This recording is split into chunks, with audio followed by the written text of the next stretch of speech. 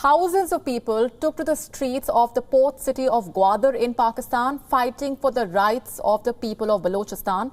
This was the latest amid an ongoing protest movement, which was launched to put pressure on the Pakistan government to bring in provisions of basic health, education and infrastructure for the Baloch people. The movement has been named Gwadar Ko Haq Do, was launched last month. The protests are being led by Maulana Hidayatur Rahman, a local leader of the Jamaat-e-Islami. But also participating in it are civil rights activists, fishermen and residents of Gwadar city, including women and children. Addressing the protesters, Maulana Hidayatur said that the participation of thousands of people in the procession is actually a referendum against the provincial and federal governments. Among other things, protesters continue to demand access to clean water and an end to trawler mafia. The fishermen complain that the government has issued licenses to Chinese trawlers, as a result of which smaller fishermen are struggling to compete. Demonstrators said that the protests will continue till their demands are met, which also include freedom of movement, eviction of the big fishing trawlers, and opening of the border with Iran from Panchkot to Gwadar. Pakistan Prime Minister Imran Khan, meanwhile, has said that his government is taking note of all the legitimate demands of the protesters and will be taking action against illegal fishing trawlers. There is growing discontent over China's presence in Gwadar. The port is an integral part of the $60 billion China-Pakistan Economic Corridor project. India has protested against the project because it traverses through Pakistan-occupied Kashmir. The massive infrastructure project connects China's Xinjiang province with the Gwadar port. And for more inputs and perspectives, with us on the broadcast from Pakistan is senior journalist Ahmad Shaheen. Hi, Ahmad. The protest leader, Maulana Hidayatur, has said that the participation of these thousands of people is a referendum against the provincial and the federal governments. What is your reaction to these protests on the ground and the demands that have been raised? Now we know that it's been more than a month that these protests have been going on. And not too long ago, I was sitting as an analyst on WION and talking about these protests. And a lot of mainstream journalists actually called me up and told me that I'm doing fake news, that there are no such protests happening. And when I shared them the videos and everything, they were very perturbed that why is the national media not carrying that news? These are huge protests, and this has been happening for a very long time. And it was only around a week ago, on the 28th day of the protest, that Prime Minister Imran Khan called these demands very legitimate. So, I mean, if it takes you 28 days to just respond to very legitimate demands, one can only wonder how long it's going to take for, the fulfillment of the so-called commitments that the government is kind of doing, but not really. The problem with Hidayatullah hijacking, Jamaat-e-Islami hijacking this rights movement is also a little alarming because, in the very legitimate demands of freedom of movement, freedom to access to food, freedom to access to livelihood in terms of being able to fish in the sea of their own land and their own neighborhood, some of the demands are very, some other demands are now popping up, which will be very readily accepted by the government.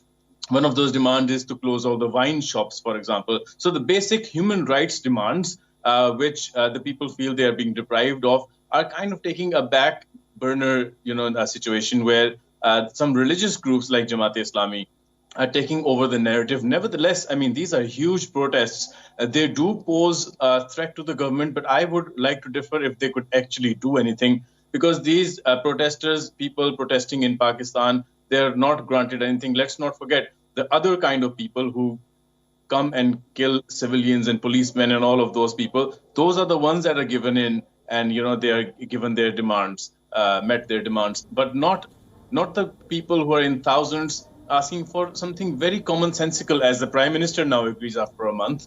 But I don't really think they will be given what, they'll be given a few more demands on their list, and then they'll be granted those. So no more wine shops in Gwadar. Right, like you're saying, these are very basic demands, human rights issues that have been raised by the people on the ground.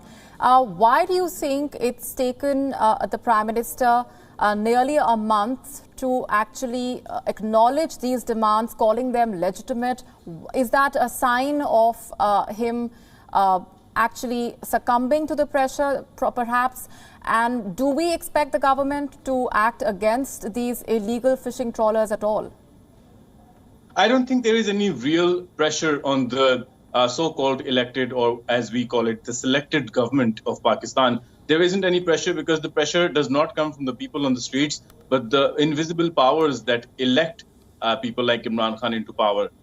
And so far, it's been, if you look at the history of other democratically elected governments, the military establishment was interfering in every step of the way. And there was a lot of pressure on the elected government to make sure that there is no coup, because any unrest on the roads can be used as a so-called legitimate excuse to take over the power in Pakistan. However, the PTI government, Imran Khan's government, faces no such threat.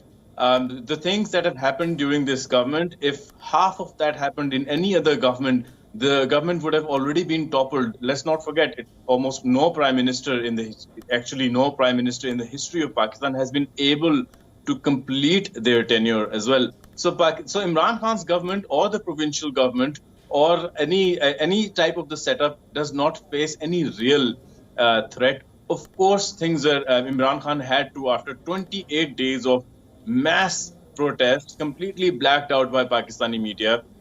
Of course, he had to say something because perhaps his selectors wanted him to say something, address the situation. But however, there is no seriousness because these situations, the lack of rights for the people of Balochistan haven't just started now. The people I quoted it last time too, that people in the area of Balochistan called Sui. I am sitting right now in Lahore and I get Sui gas. But people in the area of Sui, which produces the natural gas, do not get it. So this lack of human rights and lack of basic necessities, especially control over their own resources when it comes to Balochistan, is an age-old issue, and it's not going to be solved by somebody like Imran Khan, who takes 28 days just to notice that thousands of people are protesting. They're just managing the media. They're just trying to manage the narrative. They're not willing to open that debate whether the local people, where they can go and fish, if they should be allowed to fish. But huge trawlers by Chinese are given license. And if you look at the wording of the government is saying we're not going to allow any illegal fishing in that area, which does not exclude the large, giant Chinese trawlers. And it's also, even if you allow those fishermen to fish in the same waters as those giant trawlers, I don't know how many fish they'll be able to get. Right. There is growing discontent over China's presence in Gwadar. If you can elaborate specifically on the complaints of the fishermen that the government has issued these licenses to the Chinese trawlers, as a result of which the smaller fishermen are struggling to compete. Not only that they're struggling to compete, they're also not, for a large number of those fishermen are protesting now, that they're not even allowed in the same waters that are in their area. So, compete would happen when they actually go and try to fish. A lot of them are not allowed to go and fish. Of course, once they're allowed to go and fish, then comes the problem of them not being able to compete because there are no regulations how many fish and what age group and what size of ship can the Chinese trawlers get. It is not more, it isn't directly against China per se.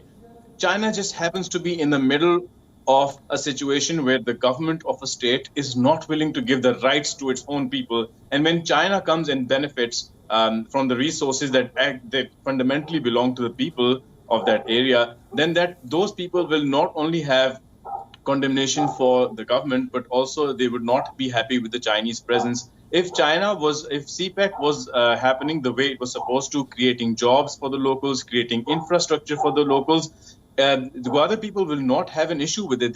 They were very happy when CPEC was being launched, but all the promises that were, entitled, that the local people were entitled to, their entitlements didn't come through. Whatever they were promised did not come through. So, I mean, the government is saying, after taking a notice after 28 days, they're saying that we've already met 16 of the 19 demands. So it is going to be a jokery of the whole situation, and none of their legitimate demands are going to be met, as I said. Ahmad Shaheen, thanks very much for sharing those perspectives. We're leaving it there for the moment. WION now available in your country. Download the app now. Get all the news on the move.